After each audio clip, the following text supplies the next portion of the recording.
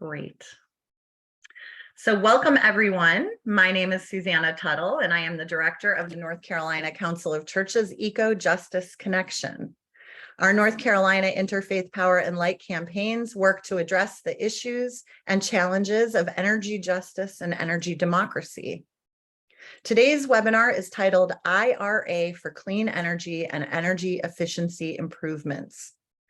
This webinar will be recorded and available on NCIPL's YouTube, and a copy will be emailed to everyone who registered. So if you have to leave early, don't worry, you'll receive the full copy, and we hope that you'll share the recording with your friends, neighbors, families, congregations across the state. As for why we're gathered here today, NCIPL is a multi-faith campaign of the North Carolina Council of Churches broader program, the Eco-Justice Connection, which focuses on environmental and climate justice. It is our mission to educate, inspire, and mobilize people of faith and conscience in this state to act on climate and justice issues as a moral imperative. This work is shared by our friends and colleagues at National Interfaith Power and Light.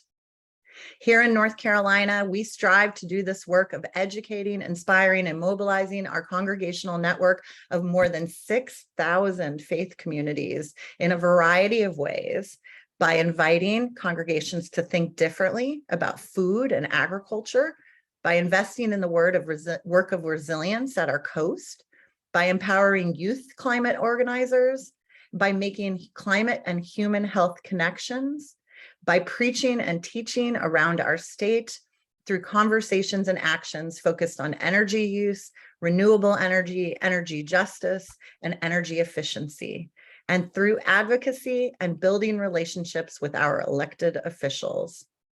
It is this work of advocacy, and particularly the hard and holy work of advocating with compassion, that brings us here today.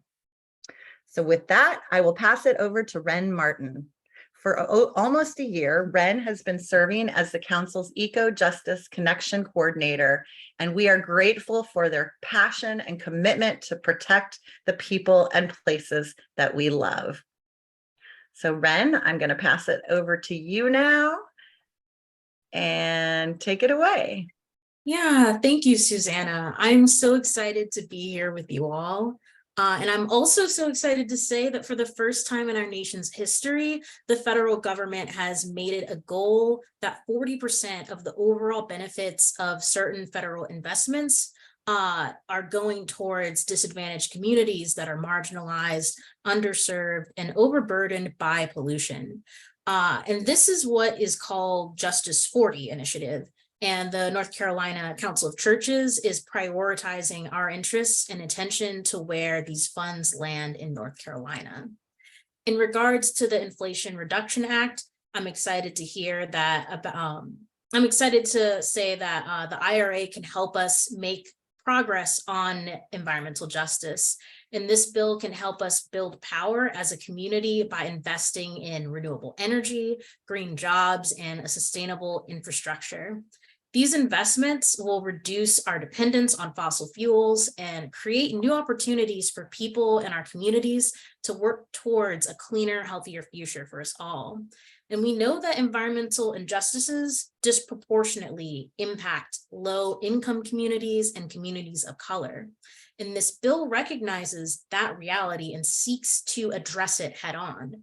By investing in sustainable infrastructure, we can help ensure that everyone has access to clean water, clean air, and safe living conditions. And by creating green jobs, we can also help lift people out of poverty and build economic resilience in our communities. But building power as a community requires more than just passing laws and bills. It requires us to come together, to organize, and to advocate for our rights so that these bills are passed in the first place. We need to make our voices heard at the local, state, and national levels. We also need to hold our elected officials accountable for taking action on climate change and environmental justice work. And we need to support each other as we work to build a better future for ourselves and our children. And promoting the benefits of the IRA for faith communities is squarely in the North Carolina Interfaith Power and Light's wheelhouse for what we've been doing with our Cool Congregations program, and working towards reducing the carbon footprint of our facilities, and engage with our members for reducing that footprint. And so I just wanted to say, let's get to work. Let's use the IRA as a starting point for building power in our communities. And let's organize, advocate, and make our voices heard. Let's work together to create a cleaner, healthier, and more just world for us all. God bless. And with that, we welcome you to today's IRA for Clean Energy and Energy Efficiency Improvements webinar. And I'll pass it back to Susanna to honor those who have gotten us to this point, and she'll provide us with some needed context before we begin our deep dive into the IRA resources. Thank you so much, Ren. Very inspiring. And Ren has been a leader, not just here in North Carolina, but across the entire United States, and specifically in the Southeast region, as they lead the work of building power from the grassroots up. So I'm very excited to be co-creating here in North Carolina with Ren Martin. Yes, how did we get here today? Well, this has been a long journey, as far as many, many years of our dedicated volunteer expertise that is we like to call the Energy Working Group, or EWG. There are many of you on this call that perhaps participate in our monthly meetings. I want to specifically give a shout out to Gary Smith, who has been chairing those volunteer-led Energy Working Group meetings that take place on the third Wednesdays of each month at 2 p.m. And Gary can put his information in the chat box when we go into the larger group discussion. I'm definitely going to highlight Gary because he has been our fearless leader. I could not do this work without him, running the agendas, putting together all of the details, wrangling our volunteer energy auditors that do our energy savings analysis program. It's just an incredible body of people, and we are grateful to you in ways that go beyond words and are deeply held in our hearts.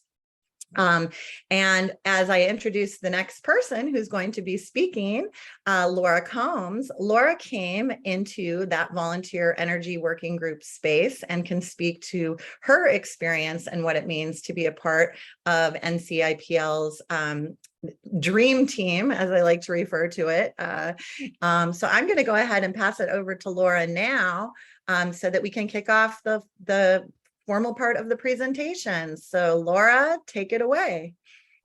Okay, good evening, everyone. And before we kick off the formal part of the presentation, I cannot say enough great things about the Energy Working Group and the work of Gary Smith and Susanna. It is the highlight of my month every month. The folks there inspire me. I don't know how many folks can be in the Energy Working Group, but they are doing great work, and it is truly a group effort. And grateful to Gary for leading us and coming up with great and innovative ideas, and all the other folks who participate.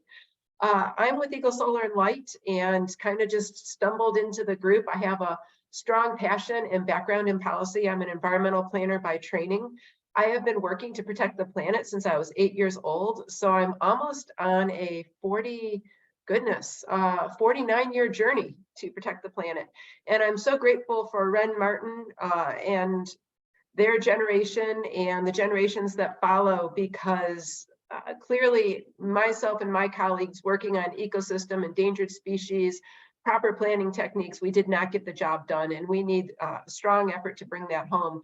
And the Inflation Reduction Act is a huge part of that. I'm going to turn over to Randy Lucas in just a moment, but regarding my background in solar energy, I am grateful to work for a company that allows me to follow my passion, and that is helping nonprofits, underserved communities, access solar energy. And you'll hear a little bit more about that shortly. But I think tonight you're going to find some great information, whether you're from a nonprofit, a local government, or a business, from Randy, because he really is the expert on all of these different incentives. And then we will, circle back and show where the solar panel meets the roof, so to speak. So with that, I'll turn it back to Randy. Thank you. Laura, thank you very much, and good evening, everyone. I'm Randy Lucas. I'm CEO and founder of Lucas Tax and Energy Consulting. Just grateful for the opportunity to join you all this evening. And I attended this earlier this year. I think I just got intrigued because my good friend Laura Combs was presenting on solar, and I had some time and caught a webinar during the middle of the day, and just in the crowd, and got so enthralled with it that we decided to work on this and put this together. So I'm just grateful for the whole team as well, and this opportunity to meet with you all. Thank you all for spending some time with us on your Tuesday evening. Just again, great to have this level of participation. And hopefully we will be able to do this a little more in the future as well. This is as all the other presenters are in this introduction, this is a very large piece of policy, but it's a very thoughtful piece of policy. I wouldn't say it's perfect. I can find some things to nudge it here or there, like things I'd like to see in it, but for the first time in my career that expands over 25 years in accounting and finance and in sustainability, clearly nonprofits, exempt organizations, organizations that have a focus on sustainability, have a focus on environmental justice, have a seat at the table. And even our state and local municipalities, there is definitely it's definitely a place at the table, and that a lot of that does come from the organizing and the efforts that got us to this point in place. So we're going to go ahead and get into the presentation. We're going to leave some time at the end for questions, and also ask that you use the chat feature if you have questions. You want to do that. Susanna and Ren will be monitoring that, and we'll check in with that. But Laura and I will kind of go a little bit back and forth, and towards the end we'll just kind of have a conversation at the end, and take any questions that you may have. But first of all, let's do that. Let's see here. Okay. It just, because it's an evening, you may have had a full day. Let's just take 30 seconds just to pause, breathe, reflect, pray, whatever you'd like to do. I'm gonna just stop for 30 seconds just to have this moment of reflection or gratitude. Thank you.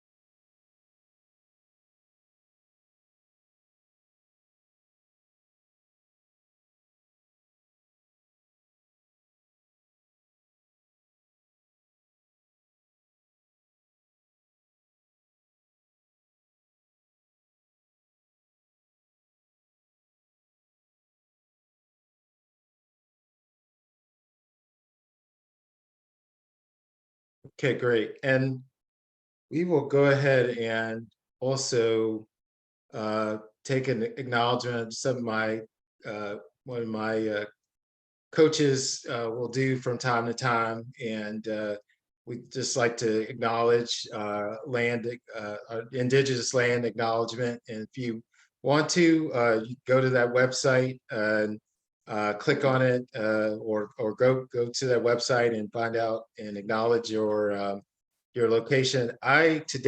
Normally I'm in acknowledging Catawba land, but I am today in Savannah, Georgia, or just outside of Savannah. So I'm actually on Muscovy land today. And if you feel like sharing, This also gets you kind of used to using the chat feature. Go ahead and enter your place if you want to acknowledge your tribal land or land acknowledgement. Go ahead and put that in the chat. Or also, if you could enter the city where you are right now, and let's put that in the chat as well, so we know where people are coming from. Thank you very much. And so with that, our agenda, we're going to do a basic overview of the Inflation Reduction Act.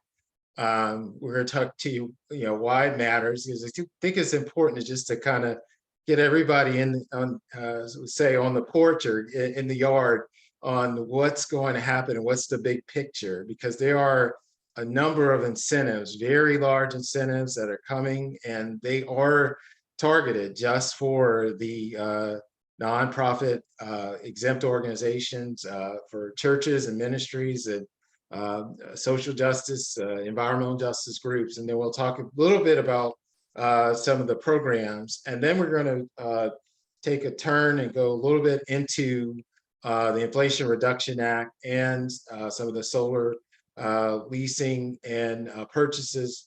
We'll also talk about rural areas, transportation incentives, and then energy storage and weatherization for your facilities as well.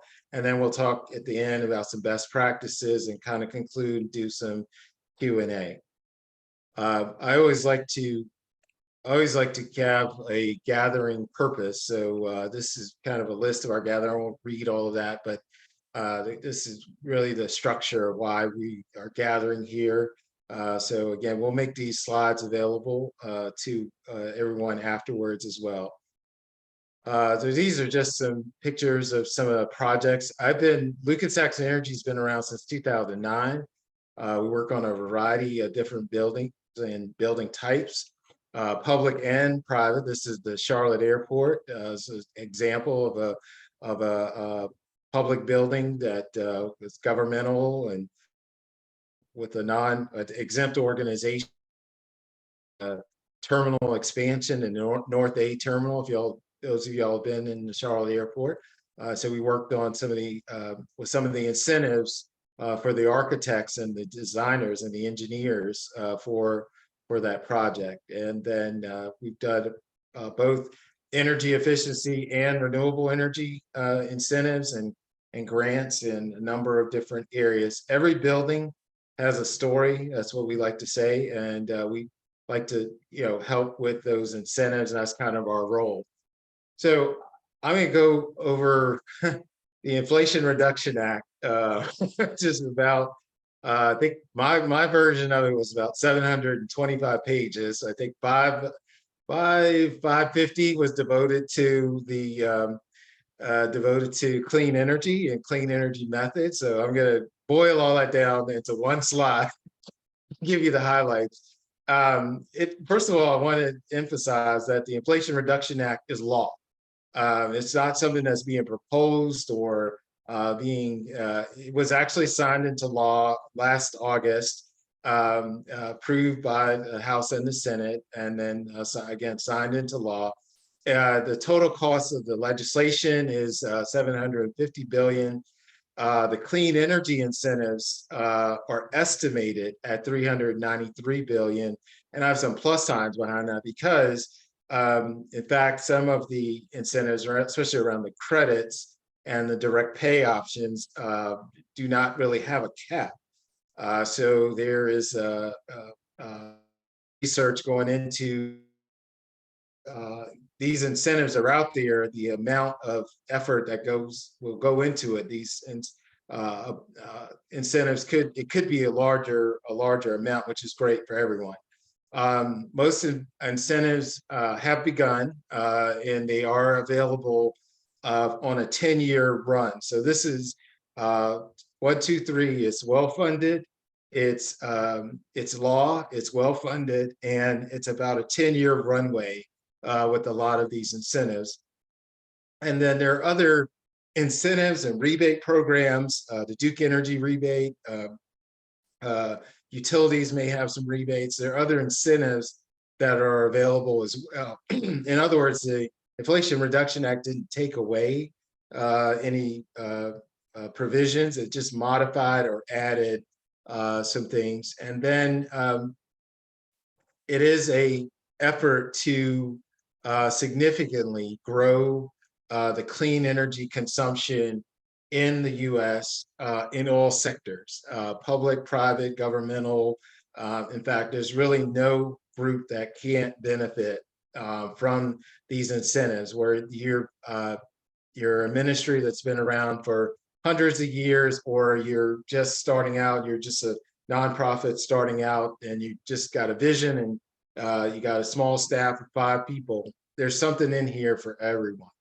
I wanted to just use this graphic. I'm gonna kind of go through this little quickly without a lot of fanfare, but this is just a graphic to kind of set the stage for what's happening in the Inflation Reduction Act. So there are new tools, and we'll talk about this direct pay option in a little detail.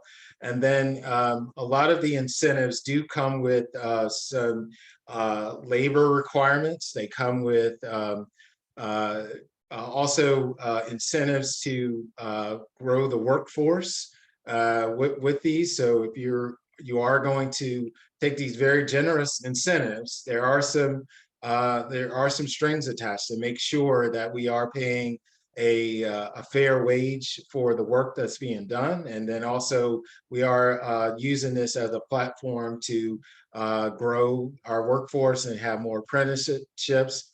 And then there's an effort for, again, more US clean manufacturing. And that's important too, because we'll talk in a second about a lot of targeted incentives for low to moderate income communities and communities that are in rural areas. And then there's an effort for strategy, again, well-funded, 10 years, and they want you to think bigger. And then there's also this last bottom right is a focus on technology. So zero emission technology is really the focus here. Prior to this is a big correction, because the tax code used to have winners and losers. They would pick things based on technology. Now things are kind of a level playing field. So there's an equity focus on this as well.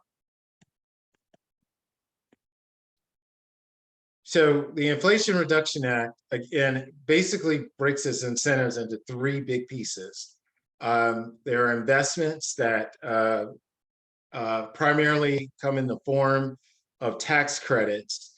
Again, you can read that it capitalizes the private investment, but it's in a lot of different areas. So there's clean energy, transportation, and then manufacturing, and then also focus on even housing or even our individual homes. There are credits that are available. Second area is grants. So there are grants that are focused, and you can see there that a lot of the grants that are in there are probably about 30 or 40 so, and then they will have sub projects and break off and have different programs inside of them as well. But they are focused on local community problems and solving problems, especially in low income and disadvantaged populations. And there's a focus to find capital resources to address some of these issues, and also address social justice and environmental justice. And then the direct pay, again, this is a unique feature.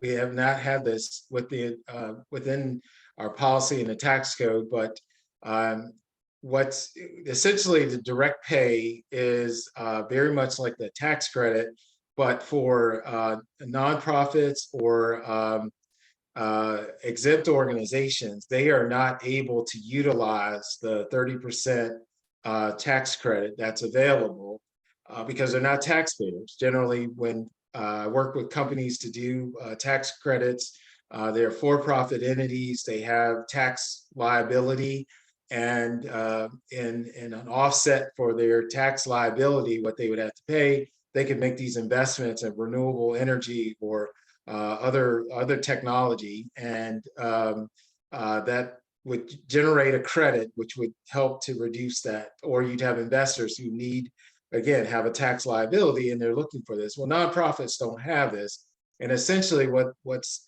been developed, again, this is law, and what's been developed is that the direct pay is now available essentially as a payment of direct pay. This is clever, right?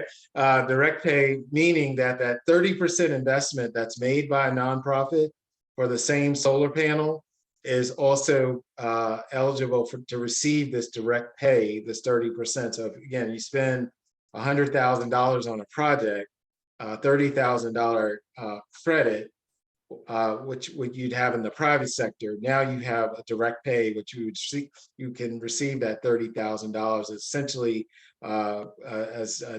think of it as a rebate on making that investment. Hey, Randy, can I just jump in real quick on that? Yeah, absolutely, Laura, go right ahead. And I don't know if you're going to cover this later, but yet I see you are. I just wanted to mention that there are adders for direct pay and investment tax credit, but I see it's on this slide already, so I'll be quiet now. There you go. Thank you. You did great.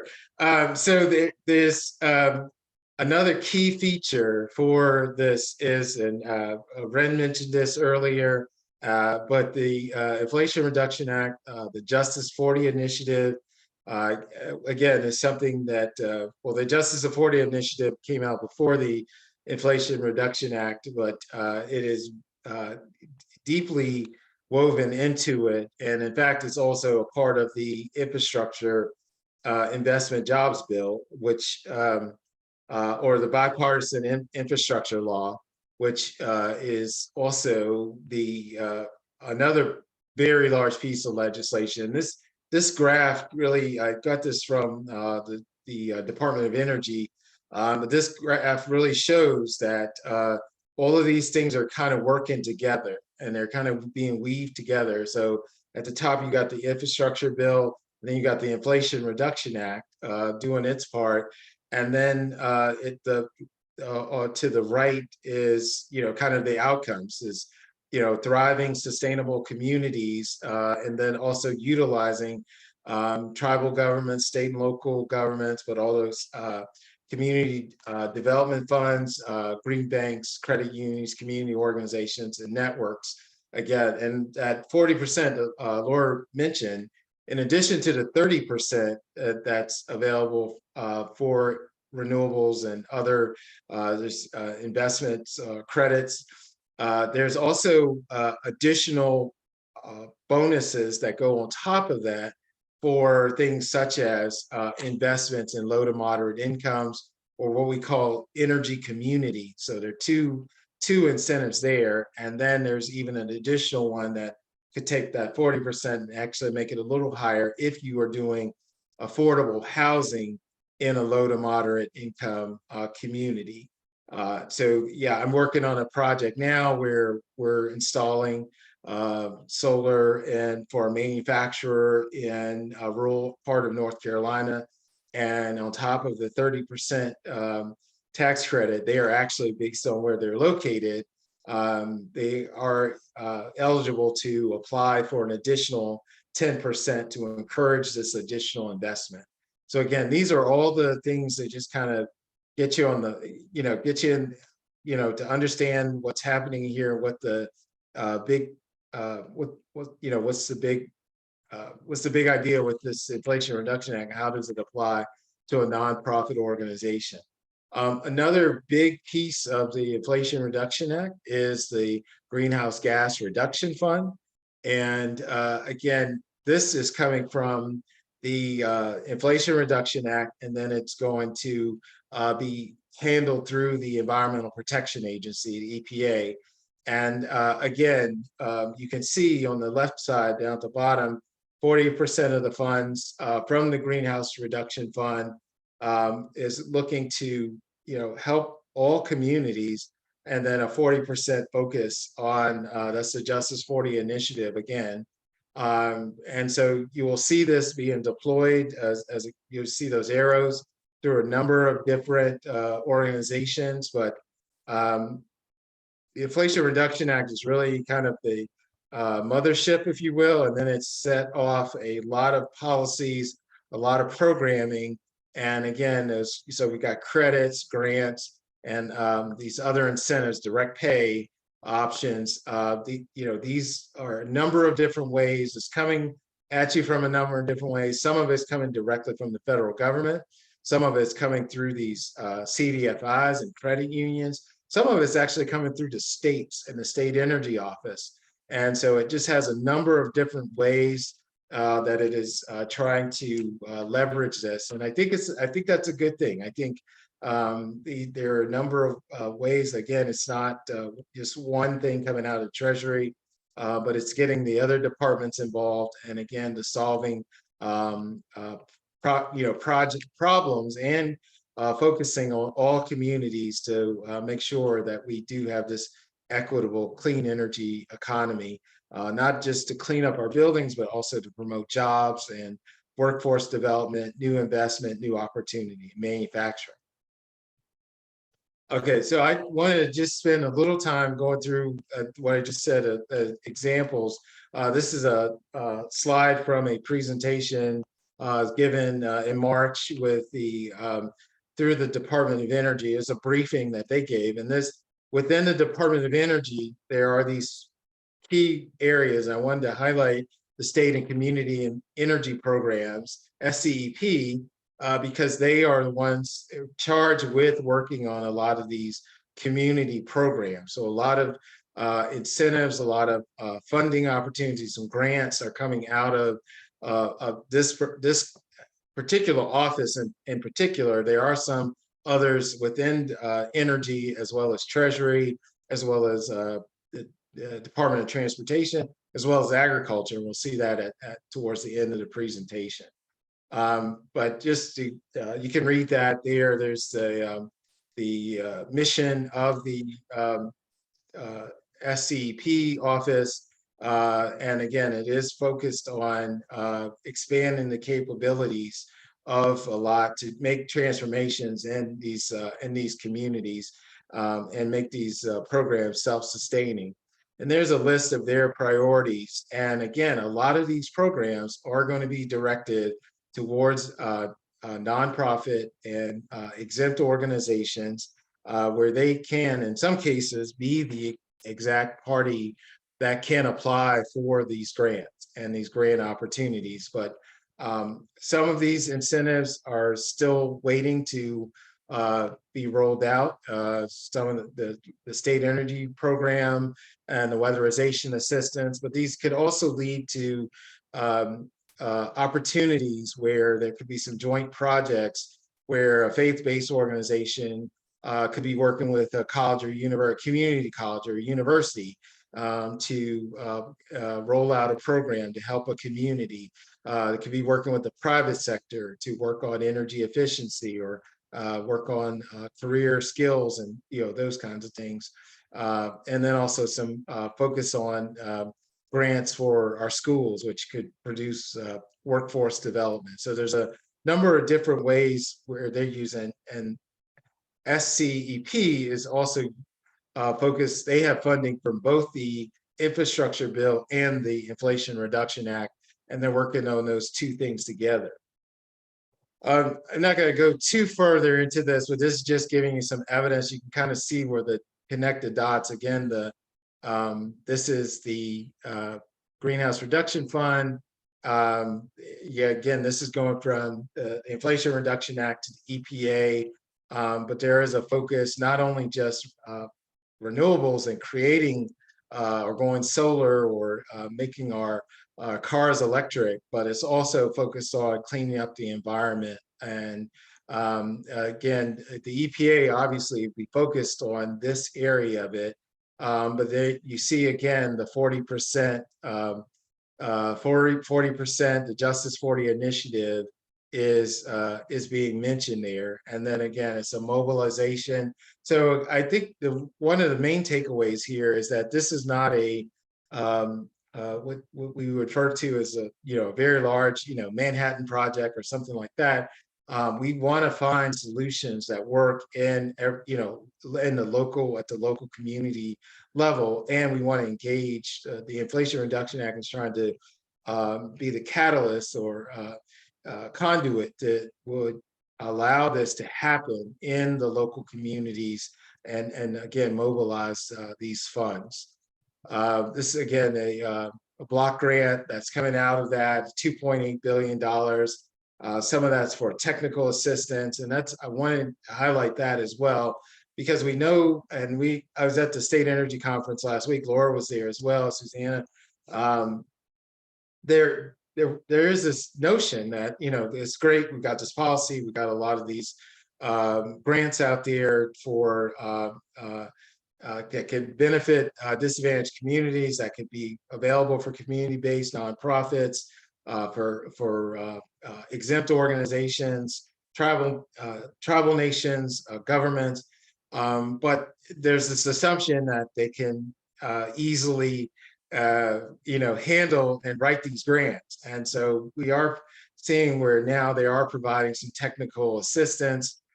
Technical assistance is available. And I do have a screenshot there, but I'm gonna pause. Laura, can you just talk through you've just recently had a grant experience. I know I've had some in our shop as well, but talk about for a few minutes, share your experience writing the grants and this need for technical assistance for community-based organization.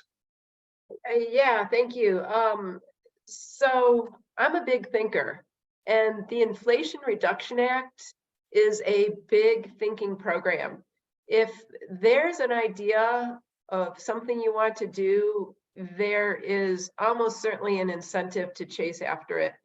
And so as an environmental planner, aware of climate change since the 90s, climate resilience has been part of my thinking. So I wanted to find a grant to pursue to seek the creation of a climate resilience center.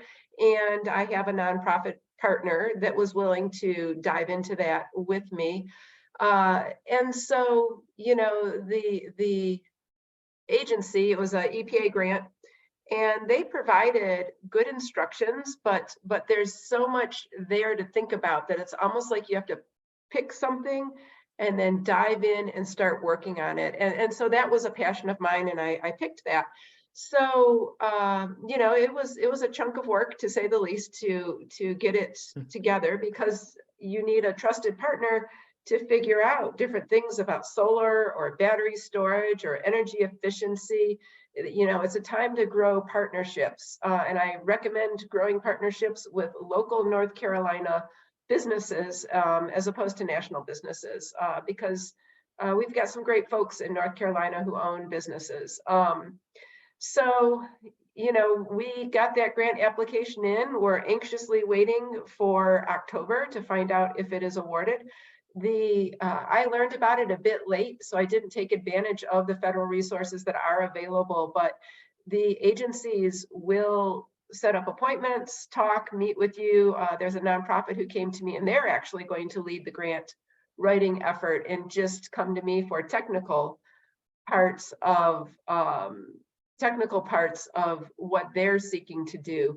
So it's just a time to dive in, get your feet wet, think big, and figure out what you want to accomplish. And it may be a very competitive field.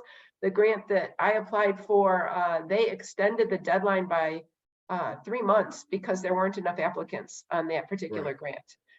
There is another grant, a community development block grant, that I know state recognized Indian tribes can receive if we aggregate the projects. I've cleared that already through Dr. McCoy's office.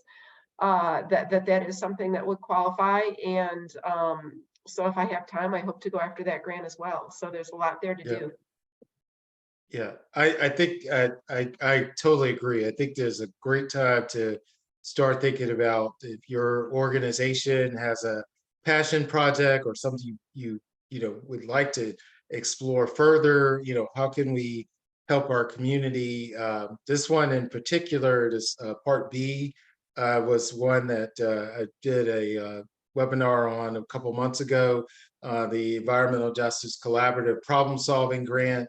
And that actually was giving funding to even go, do that research, not necessarily implement a system, but it was, allowing community-based organizations to do research or do studies to prove, hey, we need this solution in our area because we've got this environmental issue, we've got this air quality issue. We'd like to reduce our emissions. Our emissions for this area is high, or we have a high rate of a certain aspect in our community. And this particular problem solving grant, now that one had closed, I think, in middle of April, but I think that also will have another round. And so another takeaway from this is that you can be very creative. There's a lot of funding here, but you are going to be expected to apply for this. And if you really want to go for this, but there also the sense that you are going to have these opportunities to get this funding again. In other words, there'll be other rounds of this that could be available. I wanted to show you this. This is another tool. The government has a number of great tools, and we're highlighting this because, again, a lot of these things haven't been available, or they've been only available in the private sector. But there are a number of tools out there. So the EPA has an environmental justice screening tool. I did not know this was out there prior to the Inflation Reduction Act, but it's a really powerful piece of research that I will be using. I think it's been around. I believe it's about 15 years now.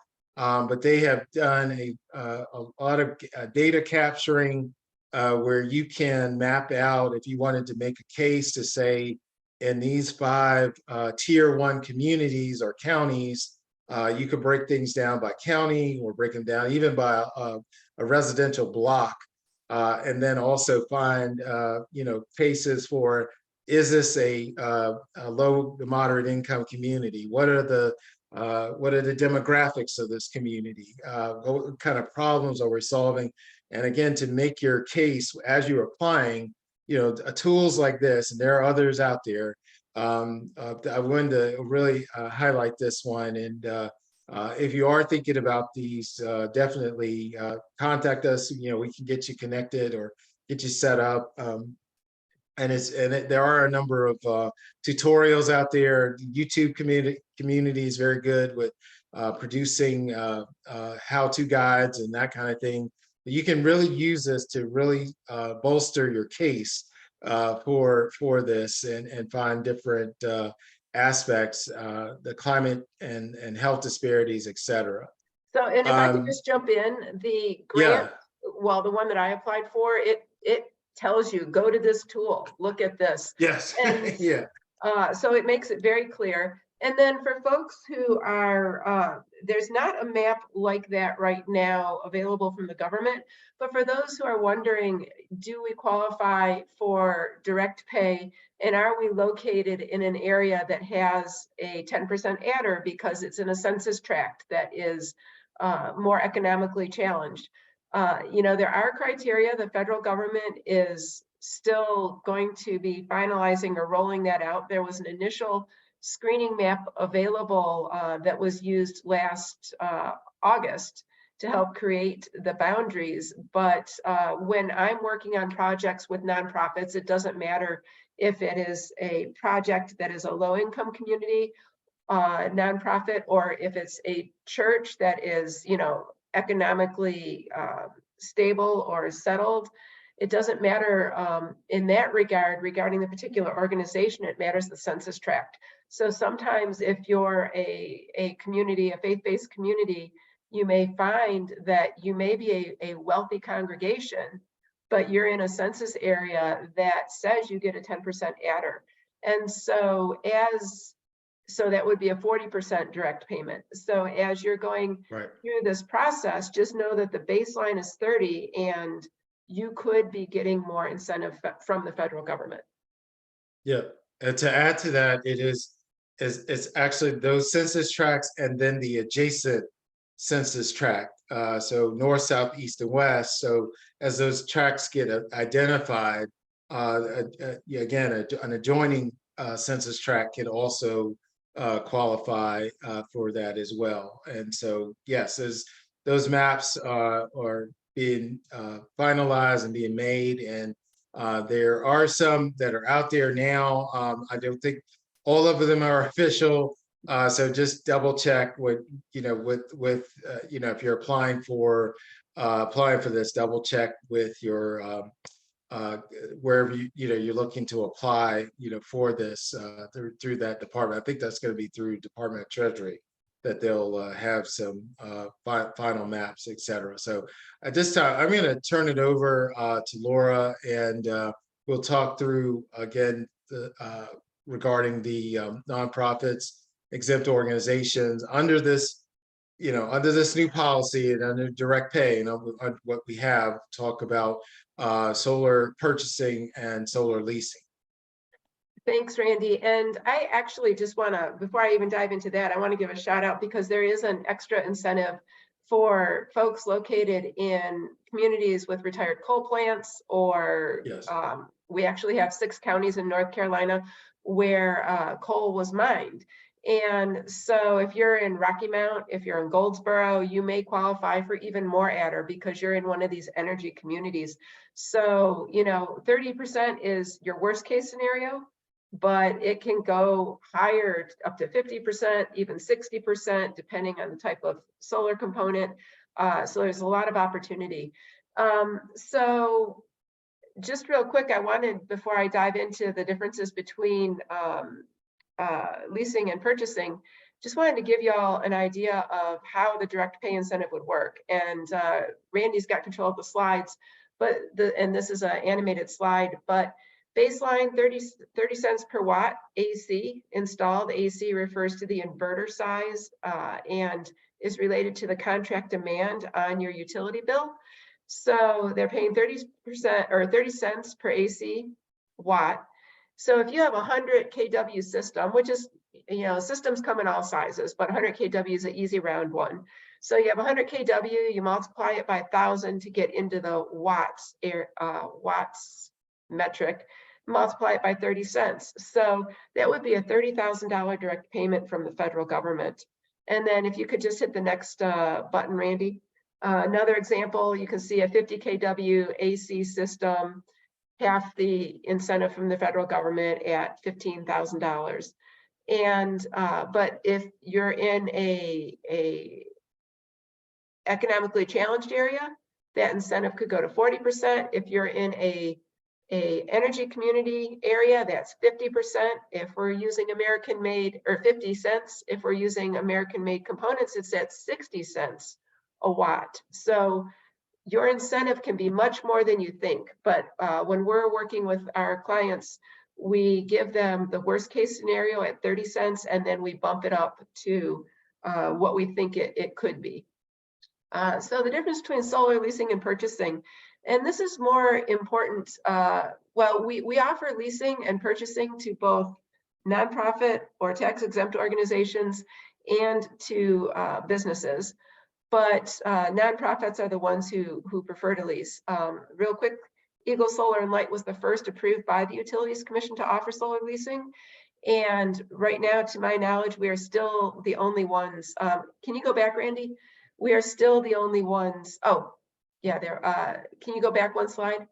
We are still the only ones that have executed leases with our leasing partner, Sunwell. So leasing, when you consider these incentives, and I do want to mention, some folks on this call may have a Duke Energy nonprofit solar rebate that they're waiting to use. That Duke Energy rebate can be combined with these federal incentives, and one thing to keep in mind, and what we're seeing right now with our clients who have not finalized their solar plans, clients who haven't decided, are we going to lease? Are we going to purchase? Are we going to raise money? Are we not? But they have the rebate reserved. Duke is now sending out notices saying you have to use the rebate, you have to finalize your plans, and they're letting folks know by mid-May. And of course, people can ask for extensions. If you have any problems or concerns about your Duke rebate and maintaining its viability, feel free to reach out to me. So with solar leasing, about a third of the cost of the system is needed upfront. And when you purchase, you need the full cost of the system upfront. Well, the federal government will provide you, if you're purchasing, that direct payment, which will come to you after your system is turned on, and we still don't know when that payment will be made. If you're leasing, the lease owner receives the direct payment from the federal government, and that is our leasing partner, SunWealth, and they are able to pass some of those savings on to the client, such that the client needs about a third of the cost of the system up front. And then after that, because of the federal incentives, the lease cost will be less than the utility savings. So you can see in the second line, the lease cost is less than the utility savings, meaning that you will experience savings quite quickly. In the past, the Duke Energy rebate served the purpose of the down payment, or that third that was needed, but that rebate has expired at the end of 2022. And the folks who were able to reserve it before the end of 2022 are now making their decisions. Do we lease? Do we purchase? And again, Duke is emphasizing they need to make that decision very soon. If you decide to lease, if you're going to pursue that, operations and maintenance is included for the life of the lease. If you purchase, O&M can be purchased separately. Solar doesn't have a lot of moving parts. It's not like some cog is going to break down, but it can get cranky every now and then. So there is something to be said for considering an operations and maintenance agreement. Leasing includes a minimum production guarantee, and there is no production guarantee for purchasing unless operations and maintenance is purchased. And if you're leasing, the cost of the removal of the system when the lease is over is included with the price. If you purchase, when your system runs its course, when it's time to change it out, if it's run out, if it's 25, 30 years in, or if you just want to upgrade, you have to pay for the removal of the lease. So we have no preference. We're happy to sell somebody a system outright. We are happy to lease a system, but the leasing possibility has been very attractive to nonprofit organizations, because if you're in a 30% direct pay area, your federal incentive is 30% as a nonprofit direct pay. That means you've got to raise 70% more of the system if you're purchasing. If you're leasing, you only have to raise 30% of the cost of the system, and you get all these guarantees so that it is hopefully a headache-free process, easy, smooth process for you. Next slide, Randy. So lessors have to be approved by the Utilities Commission. And the Utilities Commission examines all the leases. And again, we, to our knowledge right now, are still the only ones, since leasing became viable in 2017, to have executed leases. And, we can work with nonprofits and businesses in that regard. Next slide. Real quick, as folks are considering what to do, when to pursue the Inflation Reduction Act incentives, I just wanted to give a quick summary of what's happening in Duke Energy territory. And not everybody's located in Duke Energy territory, but even if you're not, this will trickle into your electric cooperative or your municipality.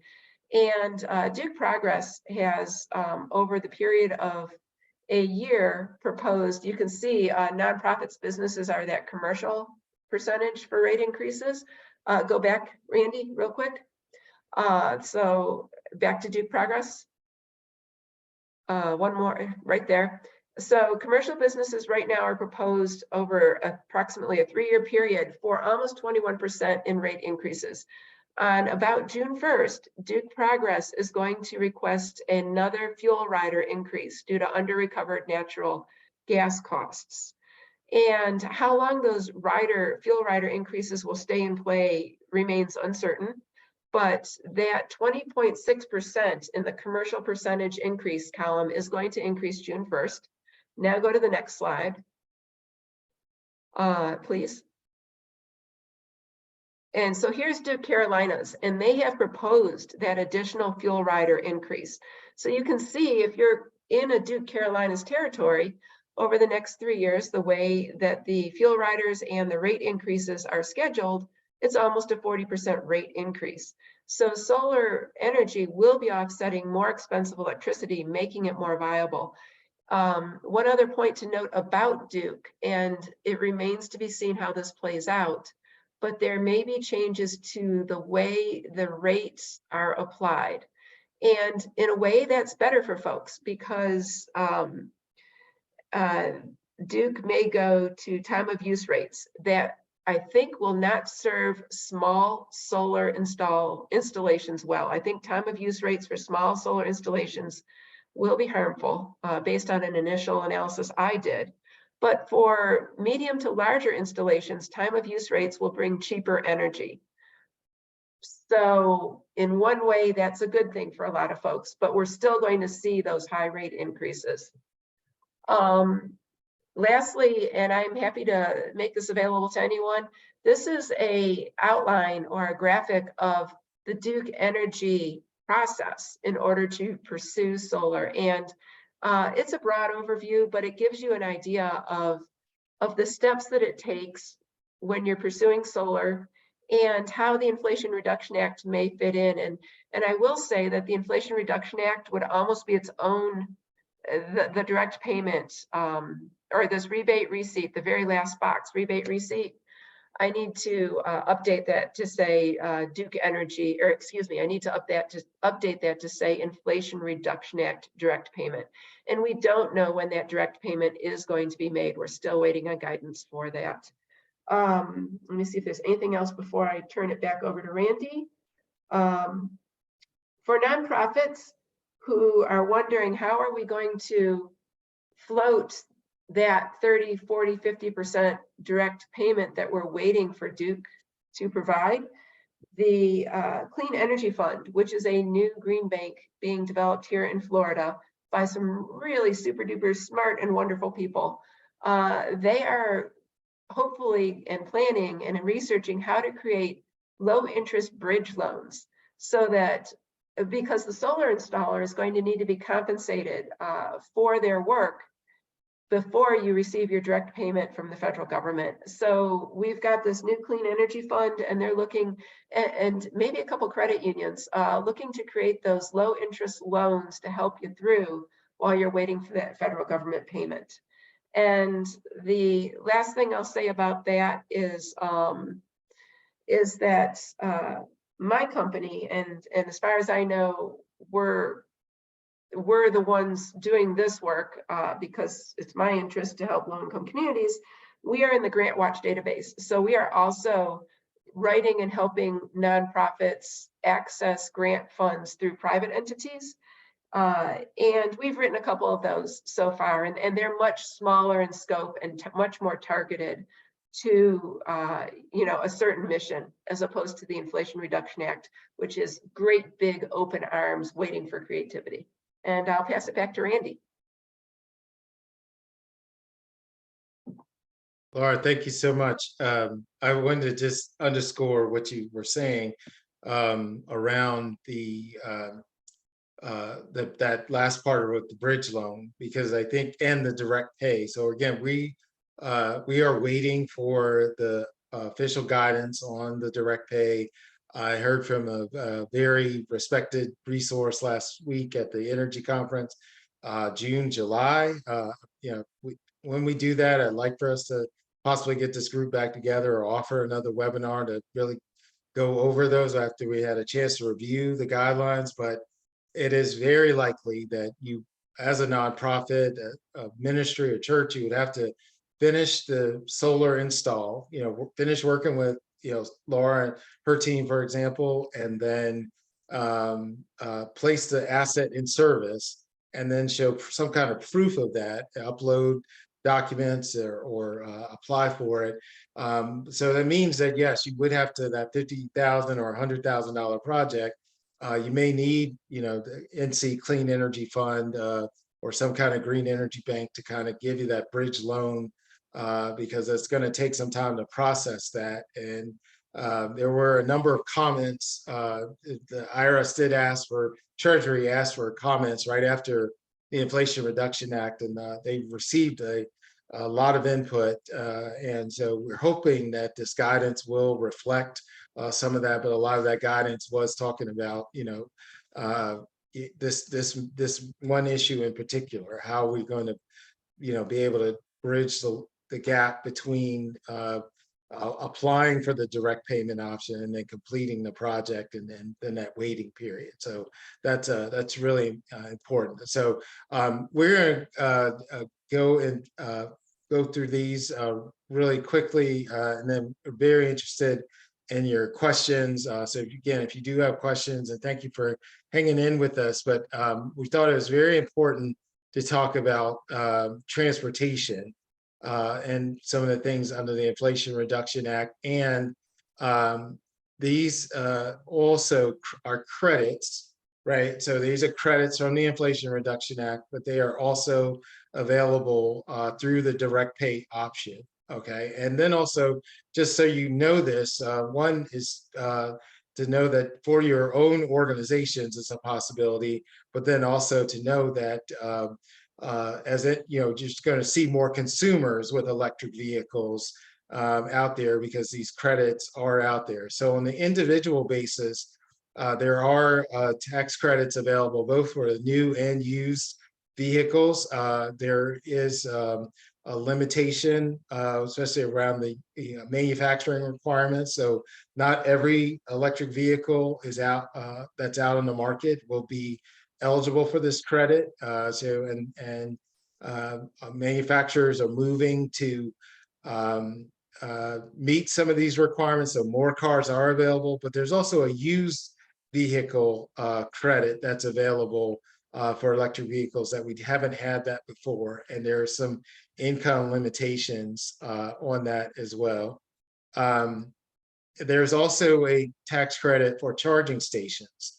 So if you, it's very important, and there's a lot of funding going towards EV infrastructure and the deployment of charging stations. We're going to need a lot of these. You can install a charging station on your property and receive a credit up to $30,000. I'm sorry, 30% up to $100,000 of the cost of the install. And a typical charging station with two chargers that can run you right around $100,000 on the base level. Then it can kind of go up from there on how many you add. And then there's a tax credit for vehicles used in a business, and this also includes the nonprofits as well. So a 7,500 under 14,000 pounds, and then for larger vehicles up to 30% up to 40,000 for larger vehicles. So you if you have delivery trucks or a large piece of equipment, you want to electrify your fleet, on the grounds, say at your church, or there's also credits there. So you can install the charging stations, also electrify your own fleet. And then there's also these credits do apply to carts, electric carts. And again, we are waiting for some additional guidance, because especially on the charging stations, there'll be maps available regarding where you can locate those as well, and having some comments there. Some other things we wanted to highlight, again, because of the community that you're involved with. One of the things we wanted to take a minute to highlight, and I'm going to pass it back to Laura for a second, is energy storage. So there's energy storage that's also available. So even if you have a system, I'm working on a project now where the business had its healthcare facility. They actually had a solar system, and now they're actually adding energy storage because they're reaching a point where, going back to those charts, that they're going to be impacted by an increase in their electricity bill from Duke Energy because they're adding new medical equipment, and that's going to raise their rates. So they're using energy storage to kind of combat that and offset that and stay at a lower rate to offset that. So again, it's a creative way. But Laura, you and I were talking earlier about energy storage, and you wanted to highlight some things around that as well. Yeah, so at the State Energy Conference, I sat in on a great presentation on storage and how, the tech is improving, the longevity is improving, the safety is improving, and, planning and seeking storage that best fits your need is really important. Coordination with the insurance company is important. There is some great monitoring technology that I've learned about to ensure the batteries function properly and optimally. Apparently, batteries of this commercial scale size can have a lifespan plus or minus 5 years, and a lot of folks don't use the batteries properly. So the monitoring, I'm highly intrigued by the monitoring software from a safety perspective, from maximizing value, and it's something that I'm going to be digging farther into, and hopefully if our grant gets funded in the fall, it'll be involving energy storage. So I'll report more later. Yeah, so one other thing to highlight is that the Inflation Reduction Act has definitely made it clear that energy storage is a recognized technology, and they are encouraging, and they will provide those additional incentives and tax credits. And it also helps with resiliency. My client that's working on this with the healthcare center, they're also in a position utilizing the software, utilizing the safety protocols, but it's also used for resiliency. In case of power outages and et cetera, they're trying to utilize that as well. I wanted to highlight this. This is just, this probably could spend 40 minutes on this, but I would keep it down to a minute, and highlighting this because of some of you may be located in rural areas, maybe working with small businesses.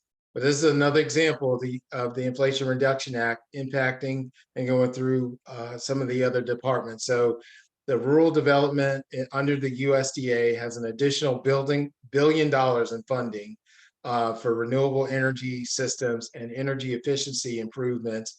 And as you see in that headline, I just grabbed a screen grab. It is designed, of course, for agriculture, but it's also help small business. Rural small businesses. So you could have a restaurant. In fact, that example I just gave you on the healthcare center facility, that's in a rural area. So they are actually applying for this grant. And I also use this to kind of highlight how these incentives are kind of stacking on top of each other, because they're going to invest in solar. They're expanding their solar, adding solar panels, adding the energy storage. That is putting them in line for the 30% investment tax credit, and then they're also getting this grant on top of it. And so it's covering about 70 to 80% of the cost. Again, this is not available to the nonprofit sector, exempt organization sector, but as you work in these communities and you're working with small businesses, whether it's hair salon, restaurant, nursing home, and they need these upgrades, again, your organization can be this conduit to kind of help and make sure that this effort that is focused on renewables in rural areas and energy efficiency improvement. So you got a restaurant, they need a kitchen, kitchen upgrade, kitchen equipment upgrade, this grant could work in their And if I can favor. just Yeah, jump please, in on Laura, that go real ahead. quick, because I've had 3 of these appointments this week in rural areas. You'd be surprised at what a small business constitutes. It can have up to 1,200 or more employees sometimes. Yes, It's that's right. based on income or revenues. So if it's somebody who's in a rural area, this grant could be very beneficial. And by the time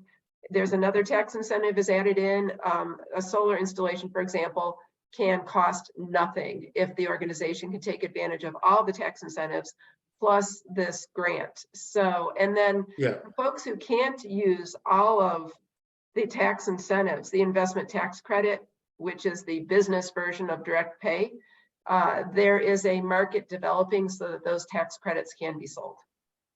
yes, yeah.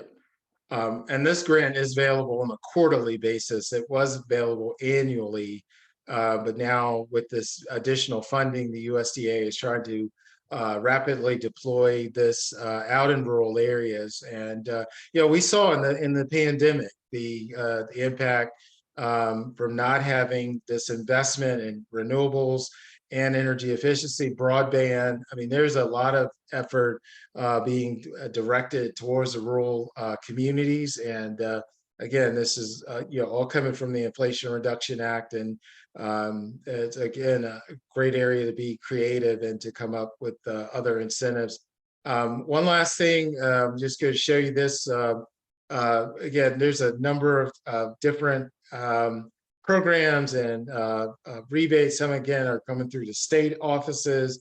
Some are going directly to individuals, but again, you can see there's focuses on homes, or especially carve outs for low to moderate income households.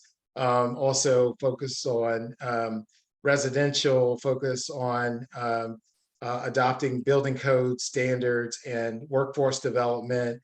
There are training grants. So as a nonprofit, you could possibly be in position to apply for a grant to train people on this kind of workforce development. If that's that's something that you're looking to do, that could be a possibility as well. And so just keep these things on your radar, because I think there are going to be a lot of opportunities. But we really want big thinking. And that's really why we wanted to have this webinar. We wanted to continue to work with the council and IPL, and again trying to come up with these big creative thinking ideas. So with that, we salute you for hanging in here and talk about taxes and credits and grants on a Tuesday evening. Thank you all for this. Susanna, hello. Is there? Hello. We got a little time for Q&A. Thank you. Yeah, awesome. I'm going to bring Ren into the spotlight here to go ahead and begin with the questions that were in the chat. And so Ren did a great job of tracking those, and we'll go ahead and answer those questions. And then after we get through those questions, we're going to go into the big screen so we can see everybody and see who else might have any questions. So if you have a question, feel free to put it into the chat, or we'll all be able to see each other before this webinar is over. So Ren, do you want to start with the questions that you compiled?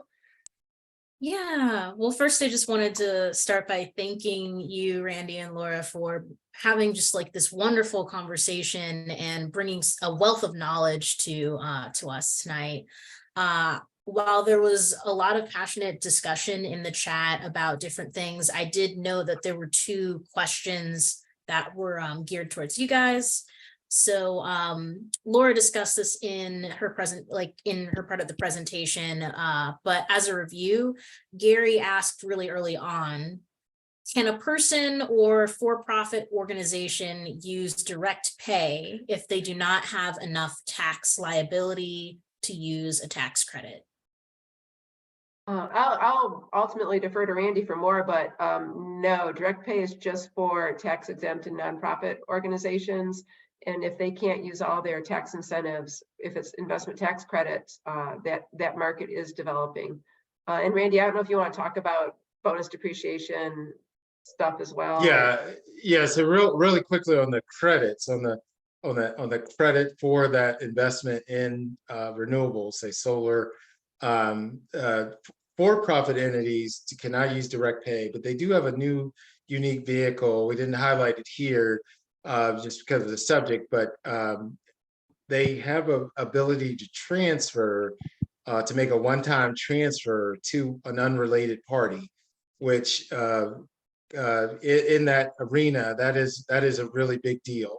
And it essentially will allow corporations or businesses who don't have the liability to utilize those credits in another way by making that transfer, which again would result in the recipient party receiving those credits or receiving the cash for that. No, not direct pay, but there are some transferability features that are now available. Again, we're waiting on the guidance for transfer features as well.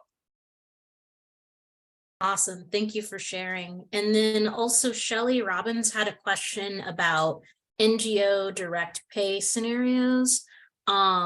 If Habitat or a similar organization builds or buys and rehabilitates a home, puts solar and or a battery on it, and then sells it to a low-income family, can Habitat or like a similar organization use direct pay for the solar and battery, or would they be a subject to like holding requirements, making it moot?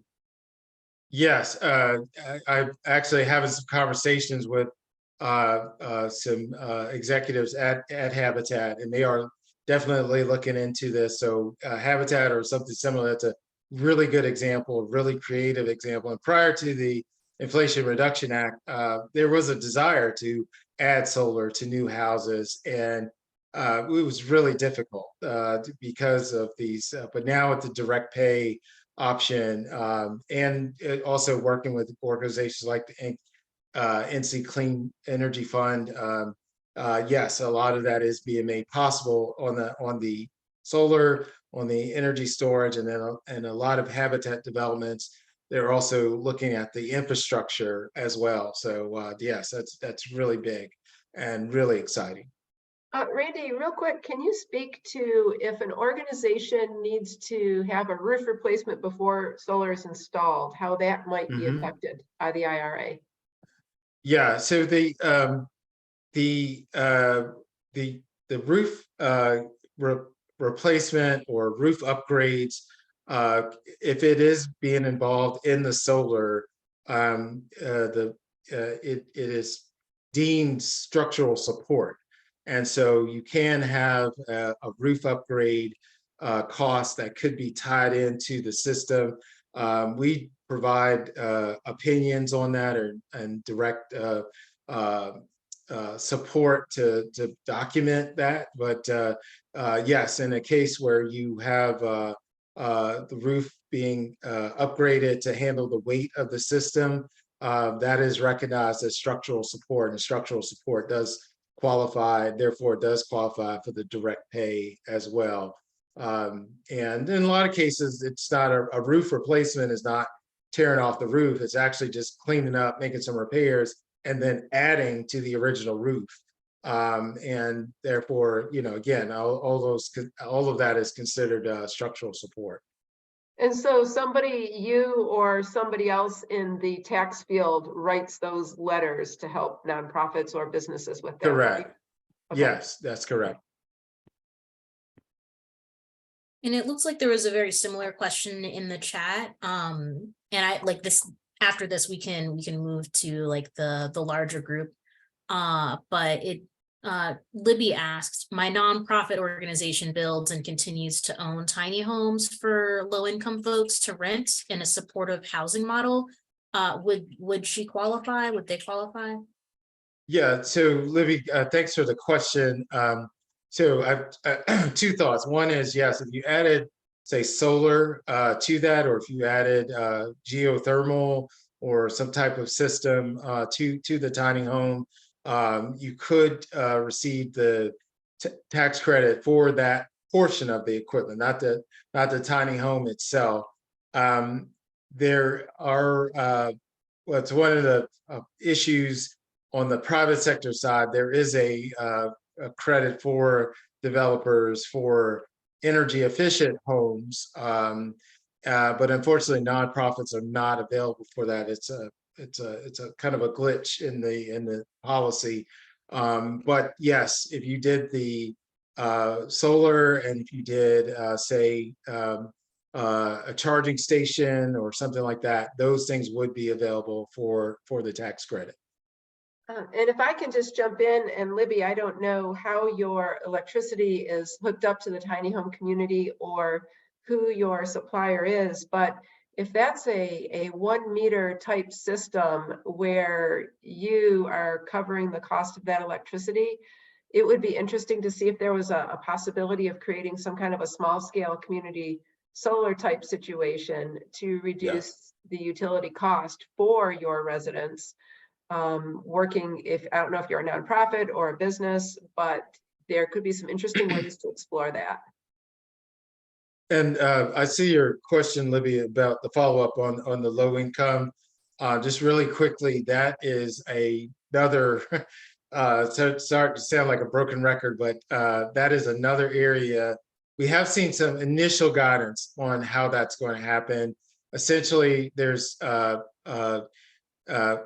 if a project is located in a designated low to moderate income census tract, that information is coming out, then you'll be able to submit an application, and that will grant you the additional 10%, which you can then use that to get to the 40%.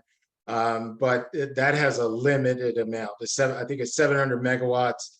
And for 1 year, and then they will also do that in 23 and 24. And so we will we'll also follow up with you. There's some guidance that I can give you, especially on that preliminary guidance. But that is a possibility to once that information comes out. We do expect that to come out late summer, early fall, on where those census tracts are and what is the process to apply for those adders to get the additional 10%. And I do notice that we are running up on time, and so I want to respect everybody's time so that we can finish as close to 8:30 as possible. I wanted to, since there was one last question in the chat, just have that be our last one, and then move on to let Susanna close us out. So if we could answer this one quickly. Arland asked, do you have any idea when we will know how the direct payment process will work?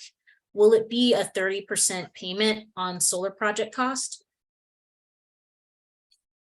It will be a direct on the 30 or 30%, possibly the 40%. We don't know exactly. We are hopeful July of this year the guidance will come out. It gives us the guidelines, but right now, other than that, it is just, we know that it's there. It's a big issue for Treasury to really pull out all the guidance on that, and they want to make sure they get it right. But I'm hopeful this summer. Great. Well, did you want to add anything, Laura, before we pass it to Susanna? No, I just appreciate the time and opportunity to be here, and thank you, everyone. Yeah, thank you Everyone. so much. Let's see if I want to be able to see everybody as we're thinking. So I'm going to undo our spotlights so that we can come into the full Zoom room as we like to be.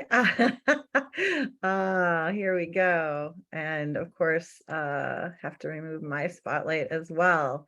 There we are. So if you'd like to turn your cameras on, as we give thanks, I just want to say thank you so much, Randy and Laura, for all that you do to provide all of this information and make yourself available to communities like you do.